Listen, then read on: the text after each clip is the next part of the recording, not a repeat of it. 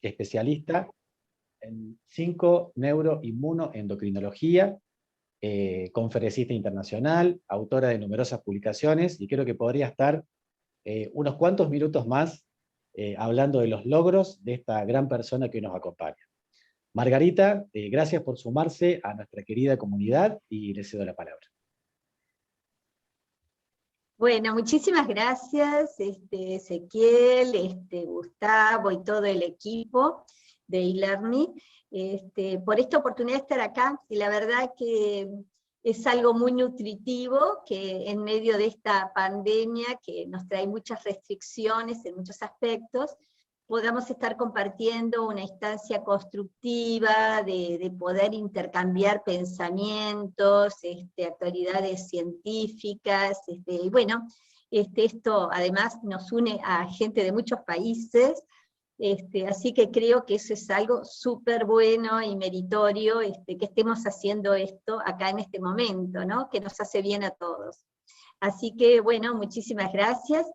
Y bueno, la idea de lo que hablamos con eLearning es poder charlar un poquito respecto a esto que nos está atravesando a todos, que es la pandemia, pero desde el punto de vista un poco de comprender cómo nos afecta, pero no solamente en lo biológico, en el riesgo de enfermarnos, sino en muchas cosas, ¿no?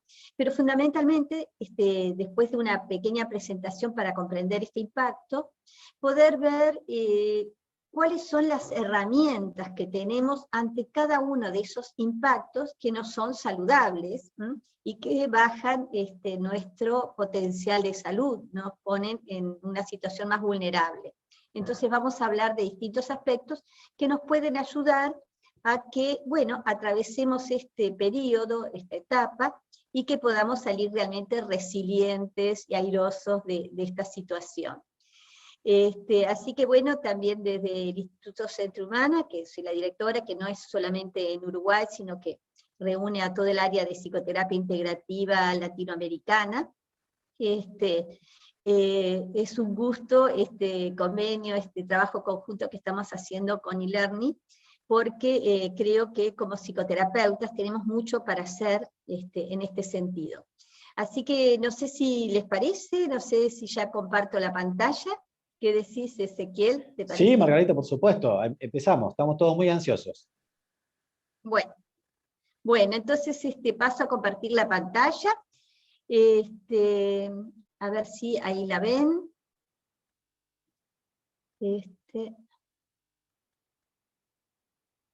Vamos a ponerla más grande. Ahí está. Para que puedan verla todos. A ver si la ven. Ahí la ven bien, ¿verdad? Se ve perfecto, Margarita, así es. Bueno, bárbaro. Bueno, contarles que la psicoterapia integrativa, desde la psiconeuroinmunoendocrinología, se viene desarrollando hace muchísimos años, desde la década del 90, y está presente en distintas entidades internacionales, ¿no? Hay una asociación latinoamericana de psicoterapias integrativas, que se llama LAPSI, que reúne distintos modelos de psicoterapia de distintos países, y entre ellos está la psicoterapia integrativa con aportes de las neurociencias y de la psiconeuroinmunoendocrinología, que forma parte del área de psicoterapia de la Federación Latinoamericana de Psiconeuroinmunoendocrinología, que es una federación que reúne a médicos, psicólogos, nutricionistas, bioquímicos, biólogos, bueno, muchos profesionales de la salud, y que a su vez pertenece a sociedades internacionales, como la Society of Psychoneuroendocrinology, y también a su vez la parte de psicoterapia pertenece a CEPI, que es una sociedad muy prestigiosa internacional, que justamente el sábado pasado nos han otorgado este premio que mencionaba Ezequiel, por el desarrollo de la psicoterapia integrativa en Latinoamérica, en especial en Uruguay, pero en toda Latinoamérica,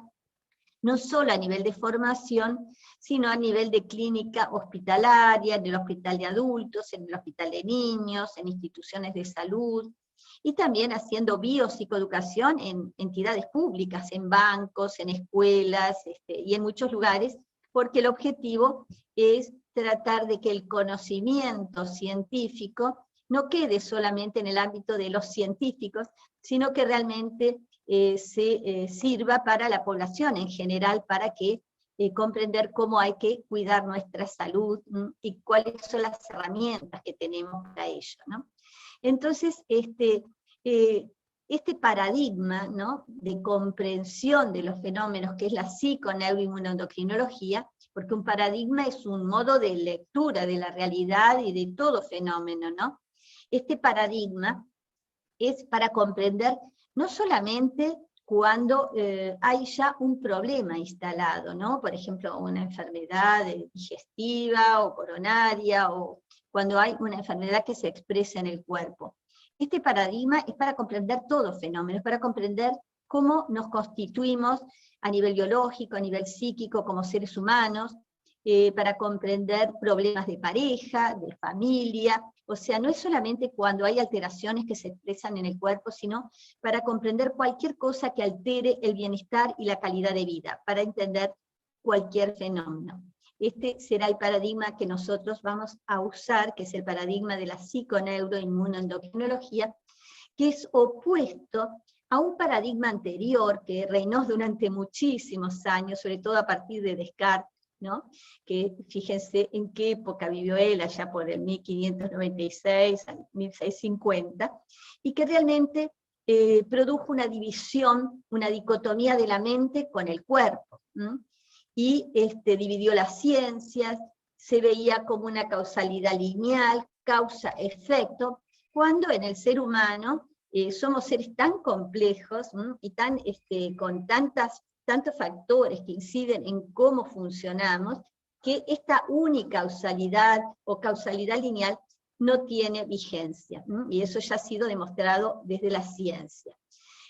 Porque se había separado lo que nunca debió separarse, siempre debió estar unido, porque la mente, el cuerpo y el entorno siempre están juntos. No hablamos de una persona que tiene a veces alguna alteración psicosomática y que a veces no la tiene.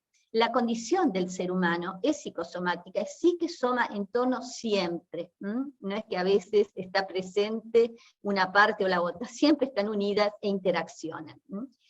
Entonces, este paradigma reduccionista que rigió hasta mediados del siglo XX, veía al ser humano como un ser netamente biológico, separado de su entorno, separado de lo que le pasaba emocionalmente, afectivamente, de su sentido de vida.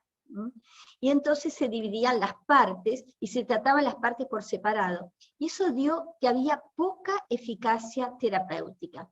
¿Por qué? Porque si nosotros tenemos, por ejemplo, un problema a nivel inmunitario, y lo tratamos solamente desde lo biológico, vamos a tener una primera eficacia con una medicación, con un determinado tratamiento.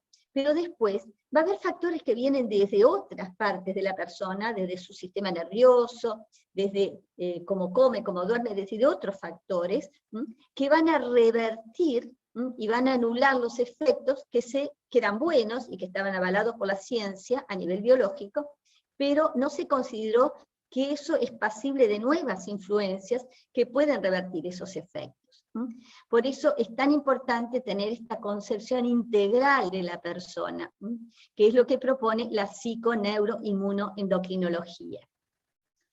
La psiconeuroinmunología, ya desde la década del 70, pudo comprobar a través de numerosos estudios e investigaciones científicas que estos sistemas nervioso, endocrino, inmune, no son sistemas que funcionan separadamente.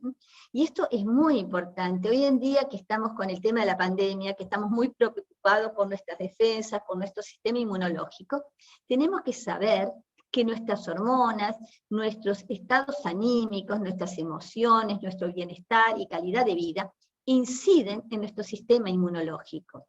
Y ahí tenemos una importante herramienta para potenciar el sistema inmunológico, porque se descubrió que en cada uno de estos sistemas hay receptores, son como unos buzones que hay a nivel de la membrana de las células, para mensajes que vienen de los otros sistemas. Entonces están relacionados y reciben los mensajes de unos y otros en interacciones entre todos ellos. Y la alteración de uno de estos sistemas, de un mediador, de un neurotransmisor, de una citoquina, de una hormona, va a afectar no solamente al propio sistema, sino que va a afectar a los demás. En realidad esto creo que es esas cosas ya sabidas, todos lo observamos en nuestra vida cotidiana, porque observamos que cuando estamos mal anímicamente, emocionalmente, estamos con conflictos, con pensamientos negativos, eso afecta nuestra parte cognitiva, ¿no? Estamos con problemas de atención, de memoria, de humor, con problemas con relaciones con los demás, pero vemos que en ese momento justo también nos enfermamos. Y no es casual, es porque estos cambios a nivel neural impactan en nuestro sistema inmunológico y también en nuestras hormonas. Y a la inversa, hay cambios hormonales y van a impactar a nivel anímico, y también cambios a nivel del sistema inmune nos van a afectar lo anímico y las hormonas. Entonces es imposible hacer un abordaje de ninguna situación humana sin tener en cuenta la interacción de todos estos sistemas, pero sabiendo que además no se trata de una neuroinmunoendocrinología, sino que todos estos sistemas funcionan bajo el influjo de estímulos que recibimos. Estímulos internos, nuestros pensamientos, alteraciones en cualquiera de estos sistemas internos, pero también estímulos del entorno. Y cuando hablamos del entorno, sabemos que nos impacta el entorno físico-ambiental, obviamente, ¿no? O sea, el clima, determinados factores tóxicos que puede haber en el ambiente, etc. Pero también el entorno socioafectivo y cultural y económico, ¿no? Todo ello va a incidir en el funcionamiento neuroinmunoendocrino. Todo esto fue avalado por muchísimas investigaciones, ya desde antes de la década del 70, el 64, sobre todo Solomon y Moss, que fueron los que hablaron de psicoinmunología, y después, bueno, le sucedieron muchas otras investigaciones que fueron publicadas en revistas de primera línea. Besedowski, que es argentino, que describió las relaciones MIE, demostró cómo la respuesta inmune se puede condicionar. Robert Eider, de la Universidad de Rochester, que también demostró cómo se puede influir en el sistema inmune, y esto es importante justamente ahora hablando de la pandemia, cómo podemos nosotros potenciar nuestro sistema inmunológico y potenciar nuestra salud para disminuir nuestra vulnerabilidad, y tenemos muchas herramientas para ello. Así que bueno, ahí están todos, y hay muchos investigadores más, no vamos a nombrarlos a todos ellos, pero hay muchísimas investigaciones que demostraron estas relaciones. Así que nuestro marco de comprensión va a ser de la psiconeuroinmunoendocrinología, que va a derivar en que después realicemos una medicina, una nutrición, una psicoterapia u otras ciencias de la salud integrativas desde la psiconeuroinmunoendocrinología. Y fundamentalmente vamos a cambiar esta concepción de causa-efecto. Sabemos que hay una convergencia causal, una convergencia de factores que producen un fenómeno, y desde muchas dimensiones. Y sobre todo, saber que existe la plasticidad, es decir, la posibilidad de modificar determinadas situaciones. No estamos determinados ni por los genes, ni por las experiencias de infancia, eso nos condiciona, pero hoy sabemos que el 98% de las enfermedades son epigenéticas, es decir, que puede haber una predisposición genética, pero eso no expresarse si no hay una señal neuroquímica que facilita su expresión. Y esa señal neuroquímica puede venir por factores tóxicos, pero también por factores emocionales. Así que es importante saber que no estamos determinados, y que con esta plasticidad nosotros podemos habilitar nuevos funcionamientos más saludables, habilitar nuevas formas de funcionar a nivel biológico, psicológico y social. Y existe la plasticidad toda la vida. Antes se pensaba que era en determinado periodo, y hoy sabemos que toda la vida podemos generar nuevas neuronas, sobre todo en el giro dentado del cerebro, en determinadas regiones, y en otras hay una posibilidad de hacer más comunicaciones entre neuronas, más arborificaciones dendríticas, engrosamiento de estas dendritas, más asociaciones y habilitar nuevos circuitos. Y sabemos que en lo que no sucede, además de todas estas relaciones y cómo influye el entorno y todos los sistemas, influye nuestra historia pasada, nuestras circunstancias presentes y nuestras expectativas futuras. Y mientras vamos hablando de todo esto, es bueno irlo pensando también en relación a esta situación del COVID, de la pandemia, ¿no?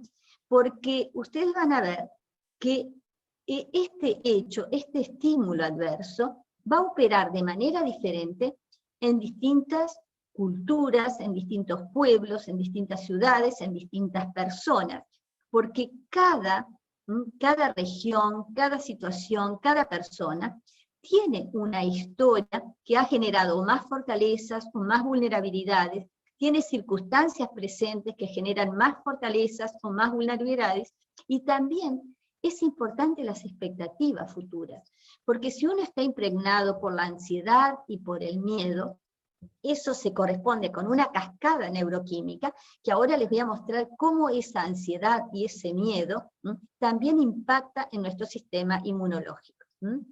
Cuando es una ansiedad y un miedo que es diferente de el tener justamente un principio de realidad y estar alertas y estar atentos y no descuidarnos y protegernos.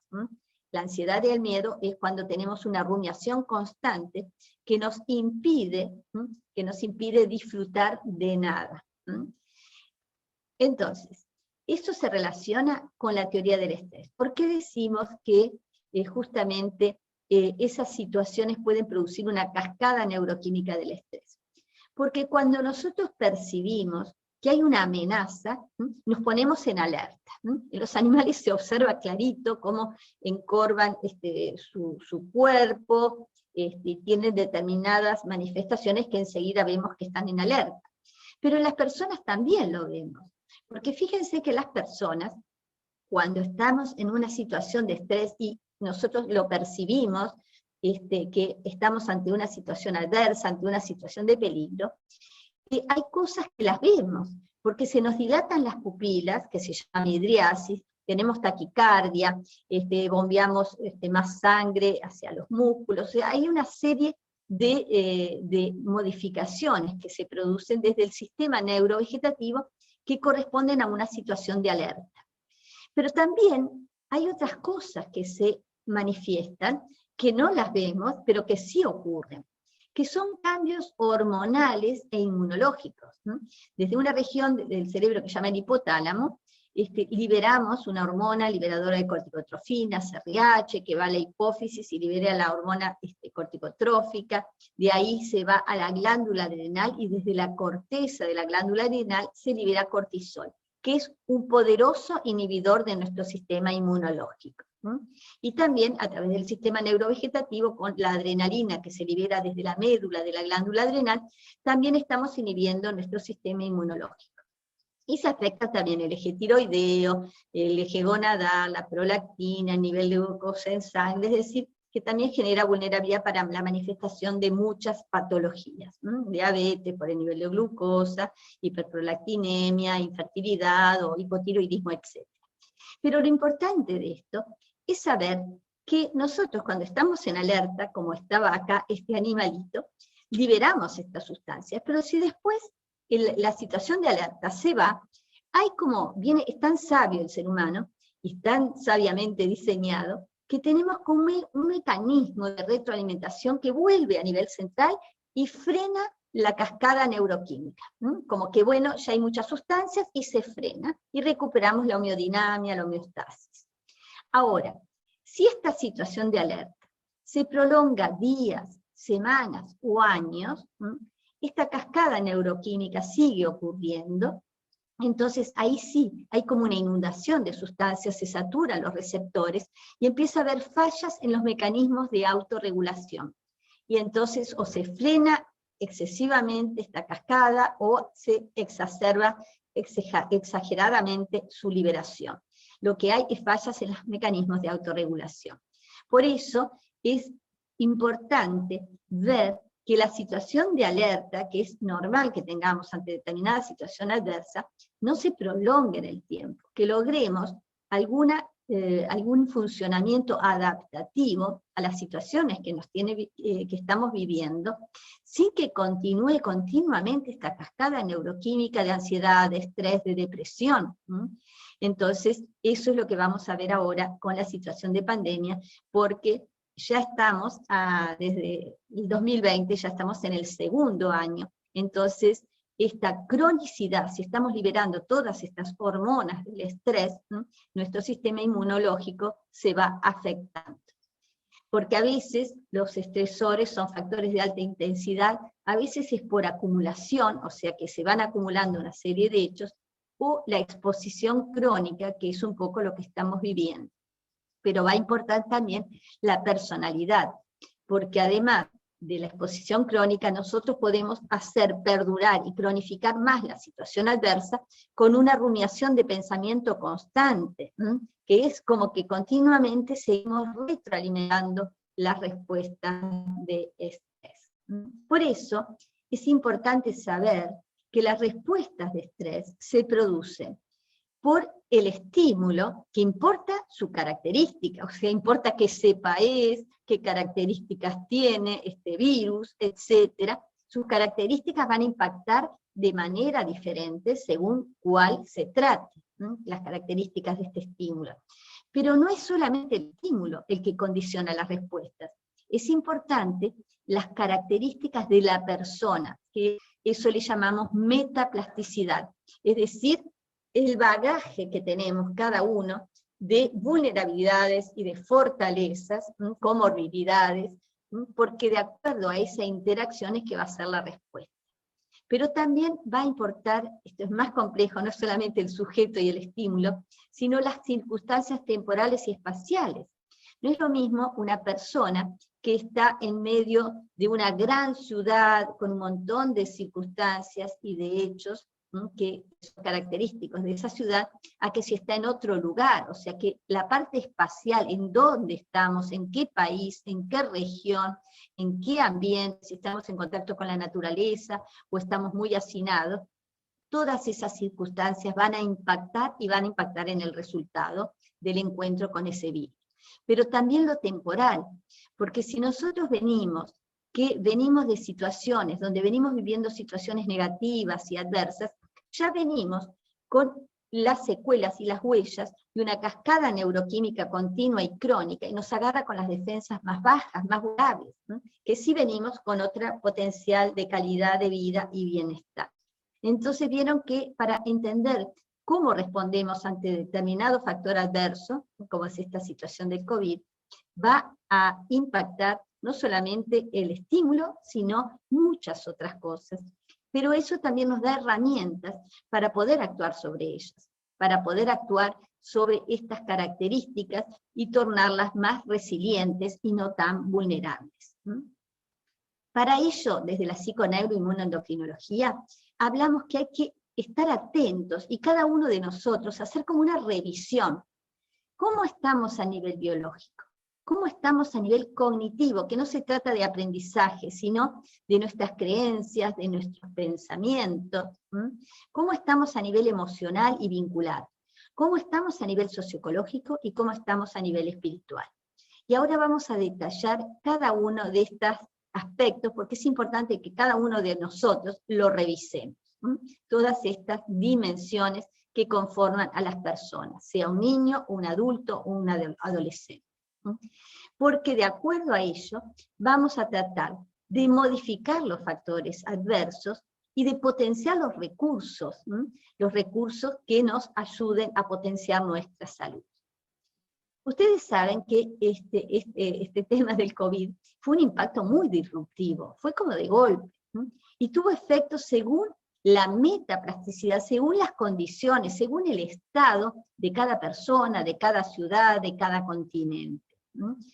Fue una situación inesperada que no ha afectado a todas las personas ni a las comunidades de la misma manera. Y fue puesta a prueba la capacidad de afrontamiento. Surgieron muchas respuestas inéditas, muchas respuestas constructivas, inmediatas, y nuevas adaptaciones, rápidamente. Yo me acuerdo cuando empezamos en marzo, rápidamente enseguida nos adaptamos y empezamos a conocer este tema del Zoom, porque no lo veníamos manejando con anterioridad, era un poco un desconocido, y hoy forma parte de nuestra vida cotidiana, ¿no? Y así muchas cosas, enseguida retomamos cursos, clases, todo bajo otras formas que no eran las habituales que teníamos, ¿no? La teleconsulta en medicina, a nivel de las familias, las comunicaciones por celular, por WhatsApp, para tratar de mantener y dar continuidad a los afectos. O sea que realmente pudimos afrontar y generar nuevas respuestas inmediatas y nuevas adaptaciones. Pero esta individualidad de las respuestas también tiene una situación que es la que estamos viviendo un poquito ahora, ya a 1 año y medio de todo esto, que era lo que decíamos hoy. En la medida que la situación se viene prolongando, y que pensábamos que por ahí ya para este año íbamos a estar todo un poco más consolidado, empieza a haber como un desgaste. Esto, las nuevas versiones de la teoría del estrés, que se desarrollaron en la Universidad de Pensilvania, en la Universidad de Rockefeller, por unos científicos que se llaman Stewart, McEwen, Ayer, plantean que estos sistemas nuestros de respuestas de estrés son sistemas que se ponen en funcionamiento para tratar de ver estrategias para recuperar la homeostasis o la homeodinamia o el equilibrio.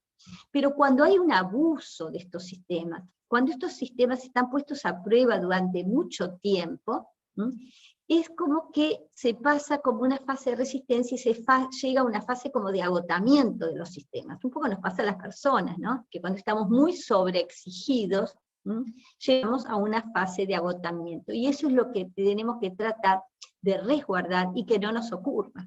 Porque en la fase de agotamiento ya estamos más vulnerables, con mucho cortisol, con mucha adrenalina, con el sistema inmunológico inhibido. Entonces tenemos que tratar de hacer prevención para buscar recursos que no permitan que lleguemos a una fase de agotamiento, ni como países, ni como personas. Porque ante la amenaza percibida hay respuestas fisiológicas y se produce esa carga alostática. Es como que seguimos viviendo pero con una mochila al hombro. Y eso es lo que tenemos que tratar que no suceda. Tratar de ver nuevas estrategias para tener bienestar pese a las limitaciones o a las condicionantes que estamos viviendo en este momento.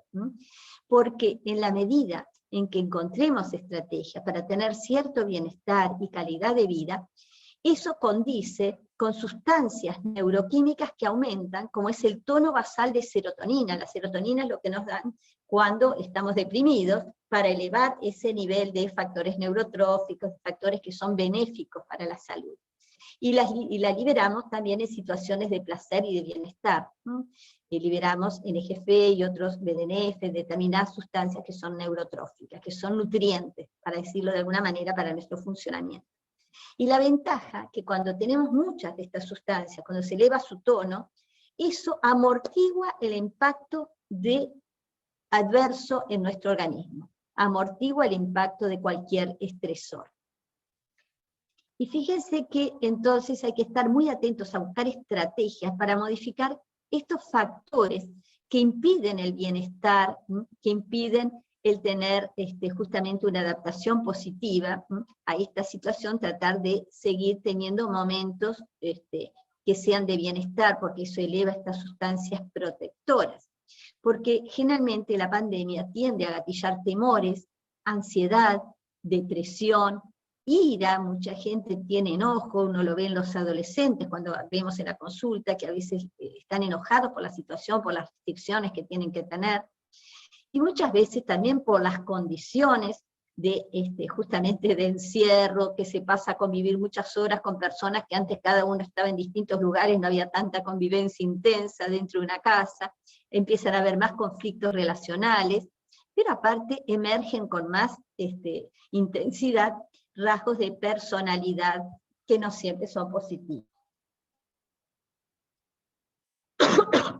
Además se suma la pérdida material, que muchas veces ha habido un impacto en lo económico, en los trabajos, seguro de paro, etcétera, pérdidas humanas, de afectos, de amigos, de gente conocida, también pérdida de proyectos, que han tenido que estar parados, porque no es momento para desarrollar nuevos proyectos muchas veces, por las condiciones, pero acá se juega también los estilos que cada uno traemos, de cómo afrontamos la situación, de estilo de apego, que se llama, todos esos aprendizajes tempranos, de buscar redes de sostén, redes de protección, y también va a incidir nuestras creencias, nuestros pensamientos. Hay quienes tienen pensamientos más catastróficos, otros que tienen pensamientos más positivos, y todo eso se corresponde con esta neuroquímica de hormonas del estrés, o de más protectoras. O sea que va a importar los mecanismos de afrontamiento psicológicos, biológicos y sociales que implementemos.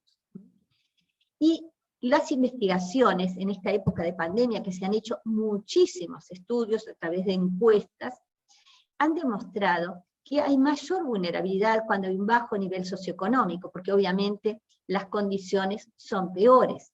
Hay gente que está más hacinada dentro de una cohabitación, hay más impacto económico, con menos recursos que afecta la vida cotidiana, y también se vio que el impacto fue muy grande en los jóvenes, porque justamente están en una etapa de mucha sociabilidad, donde esto ha sido interferido, y también en sus proyectos, y también en los adultos mayores. Y también las investigaciones muestran que muchas veces se ha dado inicio en este periodo al consumo de alcohol, y también la agudización de otras adicciones, porque ante el estrés, muchas veces, generalmente cuando estamos estresados, dejamos de hacer las cosas que nos hacen bien, y hacemos otras cosas como para calmar ese estado, que no siempre son las mejores, ¿no? Como es el cigarrillo, el alcohol, comer en demasía, bueno, y una serie de conductas que no favorecen la salud. También se vio que ha habido más impacto en las personalidades antisociales, o personas que tenían depresión se vieron más impactadas por la pandemia, o ansiedad, y ni qué decirles las personas que tienen un trastorno obsesivo compulsivo, porque realmente con todo esto lo están viviendo con mucho temor, con muchas obsesiones, con mucha rigidez. Y además, los servicios de orientación telefónica reportaron que hubo un 80% de aumentos de pedidos de ayuda por violencia doméstica, justamente por la afección debido al impacto de todos estos factores sociales, de vivienda, económicos, de estrés, de temores, de ansiedad, etcétera, han llevado muchas veces a problemas interrelacionales, y ha habido situaciones de violencia doméstica que ha aumentado muchísimo.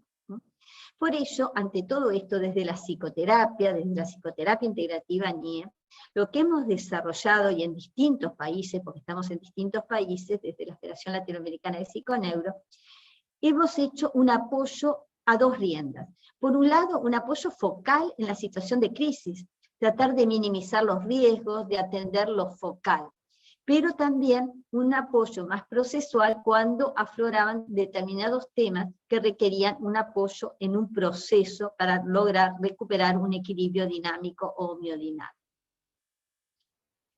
En cuanto a algunas herramientas para reducir este riesgo, nosotros tenemos que a nivel biológico, con la pandemia se alteraron, bueno, ha habido muchos síntomas que se expresaron en el cuerpo por la cascada neuroquímica del estrés, pero se afectó también las conductas básicas, las conductas basales, como el sueño, la alimentación, el ejercicio, porque hay centros deportivos cerrados, hay mucho sedentarismo, hay muchas horas de permanencia frente a la pantalla sentados, la relajación, porque también hay menos oportunidades de relajarse, de poder respirar, de estar tranquilo escuchando una música, son muchas personas a veces en una misma vivienda,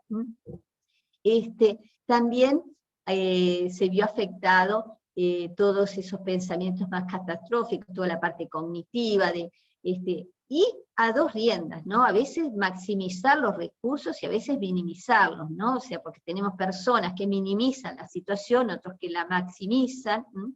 Pero también hubo situaciones de evitación, que a veces fueron más desmedidas o menos desmedidas, pero también a nivel psicoemocional está la incertidumbre, el aburrimiento, la frustración por los proyectos, hostilidad, etc.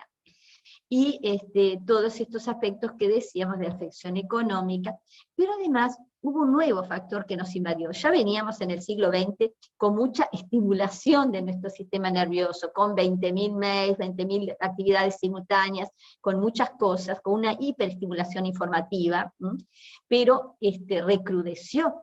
Ya las redes como que explotaron con la pandemia, invadieron, se armaron muchos grupos, muchas redes, muchos WhatsApp, y hay que también aprender a frenar cantidades, a manejarlo sin que eso nos genere ansiedad. Hay que aprender a manejar esta hiperestimulación, porque si no, tiene lugar lo que se llama patologías por saturación, porque nos saturamos ante tanto estímulo que nos llega. Como que necesitamos parar un poquito, reciclarnos, respirar, dar lugar a bajar un poco ese nivel de estrés. Y después, bueno, hubo también otros impactos como el home office, la restricción de espacios, y también a nivel espiritual, se afectó mucho el sentido de vida, ¿no? Porque cambió, personas que el sentido de vida estaba puesto en todas las reuniones familiares, con sus muchos hijos, nietos, etc. Y bueno, está un poco restringido. Pero también se empezó a discutir mucho sobre algunos valores, como es la solidaridad, ¿no? Prima el individualismo, yo me curo yo y me cuido yo, o tenemos conciencia que también dependemos de los demás, que si no hay un bienestar comunitario, eso en definitiva me va a afectar a mí también. Entonces se han puesto en cuestionamiento muchos valores del individualismo versus la solidaridad, una conciencia comunitaria. Y hubo algunos estudios, acá en Uruguay, por ejemplo, desde la Coordinadora de Psicólogos del Uruguay, se tomó contacto con redes de organizaciones psicológicas de 30 países, de América, de Caribe, de la península ibérica, a través de distintas organizaciones del área de la psicología, como la APA, la Sociedad Interamericana de Psicología, bueno, y distintos colegios de psicólogos de distintos países, por ejemplo con Colombia, para poner a disposición de la población distintas redes solidarias ante signos de alerta, ¿no? Y también se hizo una investigación sobre los efectos del distanciamiento en la salud mental. Este equipo, liderado por el profesor Selma, evaluó a personas mayores de 18 años en distintas áreas, en la depresión, en la ansiedad, en el consumo de sustancias, el riesgo suicida, y otras variables como rasgos de personalidad, el nivel socioeconómico, vivienda, etc. Y también, desde la Universidad Pública, se hicieron otros estudios longitudinales con un seguimiento cada 15 días, con más o menos 861 personas, 20% hombres, 80% mujeres, un promedio de 37 años, ¿no? Y el 70% de la capital, de Montevideo. Y se vio que el 72% hacía aislamiento social. Esto es del año pasado, ¿no? Hay que ver ahora con un poco el agotamiento que decíamos si se siguen respetando determinadas pautas, ¿no? Y además había un 4% que no hacía aislamiento, y había miedo a la vuelta a la normalidad, a ver qué iba a pasar, cómo iba a ser, qué cosas iban a ocurrir, ¿no? Y en cuanto a síntomas, fíjense las cifras, el 34,9% reportaban síntomas de depresión, otros síntomas de depresión por el aislamiento como agravante del sufrimiento psicológico, síntomas obsesivos, mayor frecuencia de consumo, y en el volumen del consumo, y el 5% por primera vez empezaban a consumir. Pero estos estudios condicen con lo que se estudió a nivel mundial. Fíjense este otro estudio, en la cual la Universidad Católica del Uruguay también participó, pero es un estudio que reúne a 35 países del mundo. Con 20 idiomas se hizo la encuesta para poder llegar a distintos lugares del planeta, ¿no? Y se recogieron 100.000 datos, ¿no? De Estados Unidos, Europa, Asia, Tailandia, la India, la China, Irán, Australia, Rusia, Europa Occidental, México, Brasil, Chile, Colombia, Uruguay. Bueno, todos estos datos reflejaron lo mismo que decíamos recién, esa vulnerabilidad que se manifestó y agudización de muchos cuadros previos que se agudizaron con esta situación de aislamiento, de temores, de restricción de situaciones. Entonces pasemos ahora a ver cómo actuar frente a esto para poder potenciar la salud. Entonces vamos a ver que para potenciar la salud tenemos que hacerlo atendiendo a todas estas dimensiones. Entonces vamos a ver en cada una qué es lo que podemos hacer. Entonces, por ejemplo, a nivel biológico, tenemos herramientas para tratar de cuidar nuestro sueño. Recordemos que tenemos que cuidar nuestro sueño en cantidad, no quedarnos hasta las 3 de la mañana mirando Netflix, películas, y después dormimos 5 horas, sino que tenemos que cuidarlo en cantidad, pero también en calidad, y también en su horario. No es lo mismo dormir de día que de noche, porque a las 7 de la tarde baja la temperatura del cuerpo, baja el cortisol, nos preparamos para el descanso, y a las 4 o 5 de la mañana al revés, nos preparamos para la vigilia. Entonces, si cambiamos los horarios de sueño, dormimos de día y no de noche, eso tiene repercusiones en nuestros sistemas hormonales e inmunológicos. A nivel de la nutrición también, el riesgo que ahora estamos mucho tiempo en nuestras casas, muchas veces, entonces hay que ser muy cuidadosos. ¿Qué es lo que comemos? Todos sabemos la nutrición de muchos colores, verduras, tomar mucho líquido, lo que es una nutrición saludable, ¿ya? También la eliminación. Estamos muchas veces, muchas horas frente a la pantalla, y hay que recordar que nuestro cuerpo necesita eliminar, dar tiempo para ir al baño, para que se den los procesos de eliminación natural que necesita nuestro organismo. Y el ejercicio es fundamental.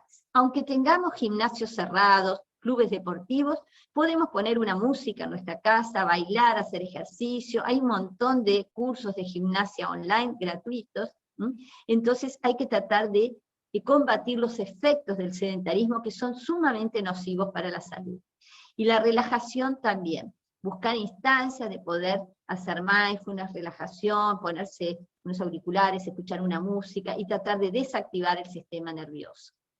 También, ante esta hiperrealidad informativa y de redes, tratar de aprender a frenar cantidades, ver en qué momento me voy a conectar, y no estar todo el tiempo que eso nos invada y nos impide desarrollar otras áreas en nuestra vida. Entonces tener un manejo responsable de información y de redes, ponernos un horario para conectarnos y no que nos invada en cualquier momento, y estar siempre en alerta a ver si sentimos el tic, que llega un mensaje, un sonido, etc. Porque si no mantenemos nuestro sistema nervioso en alerta constante. Y también tratar de ver esos pensamientos catastróficos, o que de maximizar o minimizar recursos, cómo trabajarlos, y si es necesario, se pide ayuda profesional. Hay muchas redes gratuitas de apoyo psicoterapéutico que dan apoyo para poder manejar estos factores de riesgo. A nivel psicoemocional, ver de cuidar nuestros vínculos, ya que estamos en condiciones muchas veces adversas para las interacciones relacionales, porque hay más convivencia, todo el mundo está más nervioso, etc. Ver la manera de desarrollar estrategias de asertividad, cómo decir que no, cómo plantear, cómo dirimir, cómo tratar de potenciar la comunicación para dirimir dificultades, y lo mismo, si es necesario, se pide ayuda psicoterapéutica. Y también ver cómo a través de, justamente de la tecnología, podemos de alguna manera contrarrestar los efectos del aislamiento, del aburrimiento, que pueden generar estados de miedo, tristeza, hostilidad. Así que tenemos muchas herramientas también usando la tecnología para contrarrestar todas estas cosas.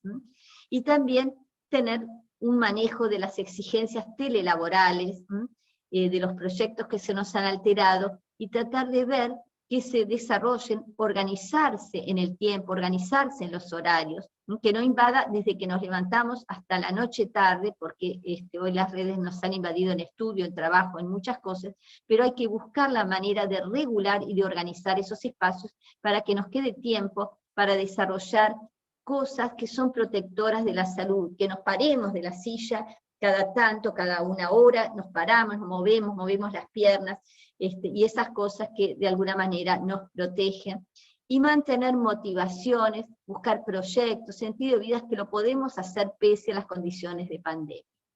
Y para terminar, contarles que bueno, se siguió atendiendo a nivel de psicoterapia en todo este periodo, a nivel institucional, a nivel hospitalario, a nivel de usando la tecnología, los teléfonos, con algunas limitaciones, porque muchas veces la confidencialidad, la privacidad no fue fácil, o las conexiones que no siempre eran adecuadas, pero se buscó la forma de poder sortear estos obstáculos para poder seguir dando apoyo psicoterapéutico a quienes lo necesitaban, y también en un marco de solidaridad gratuita. Y bueno, es importante que entonces hagamos prevención de lo que se le llama hoy en día la cuarta ola, que es el síndrome de burnout, un abuso de estos sistemas adaptativos que está empezando a aflorar en este año. Estamos viendo algunas situaciones ya como de desgaste, bueno, pero esto ya se prolongó demasiado, entonces hay que hacer prevención de eso y potenciar los recursos de salud. Porque si nosotros elevamos las sustancias protectoras neuroquímicas que tenemos, de serotonina, de factores neurotróficos, ellos inhiben el impacto de los estresores, de las hormonas del estrés. Entonces tenemos que tratar de repasar, a ver, en el día de hoy, en mi vida de hoy, tuve momentos de placer, tuve momentos de bienestar, y no hace falta tener que salir o viajar. Lo podemos hacer en estas situaciones más limitadas que tenemos, podemos buscar momentos de bienestar y momentos que podemos crear también con nuestra mente. Y por eso hay que hacer biopsicoeducación a nivel de la población en general, para tratar de justamente modificar los factores adversos de problemas comunicacionales que se den en la familia, problemas de conflictos, pero también potenciar recursos que ayuden a la salud en las 5 dimensiones. Bueno, esto era un poco lo que quería comentarles en cuanto a que contamos con estrategias para potenciar nuestra salud y para estar menos vulnerables. Y bueno, todo lo que es la psicoterapia integrativa lo desarrollamos en algunos libros, en algunas obras que están accesibles para quienes les interese profundizar, y también en e-learning va a haber cursos de formación sobre psicoterapia integrativa, y también los que se quieren certificar como psicoterapeutas integrativos, también en Centro Humana, después pueden profundizar, si les interesa, en esto para poder obtener un certificado latinoamericano de psicoterapeuta integrativo. Así que, bueno, muchas gracias, y no sé si hay alguna pregunta que hayan hecho llegar, o alguna duda. Bueno, Margarita, muchísimas gracias.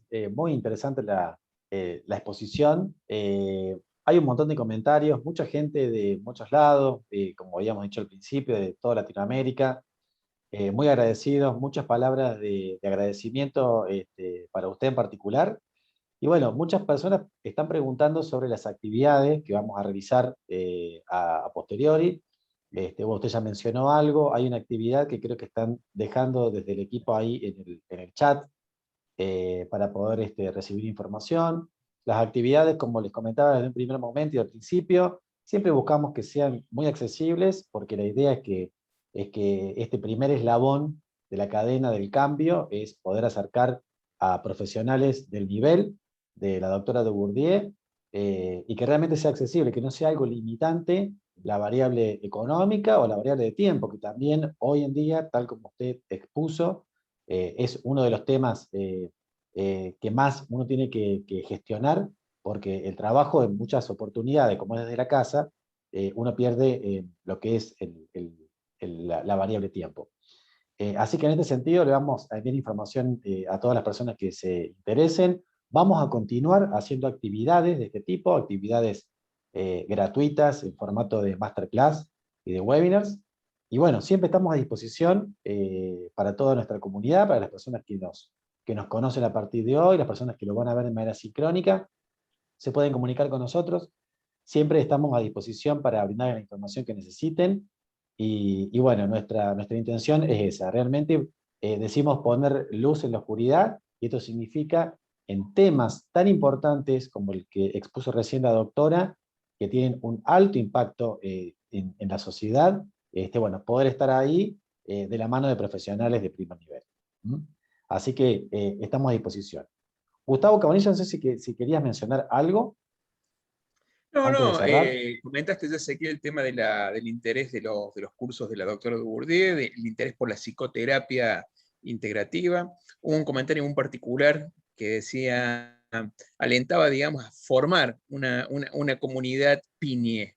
Ahí entre los participantes hubo un comentario que me llamó mucho la atención, el armar ya una comunidad que creo que se está generando, y es parte de nuestra intención nosotros potenciarla, formar parte y potenciarla, ¿no? Una comunidad piñe.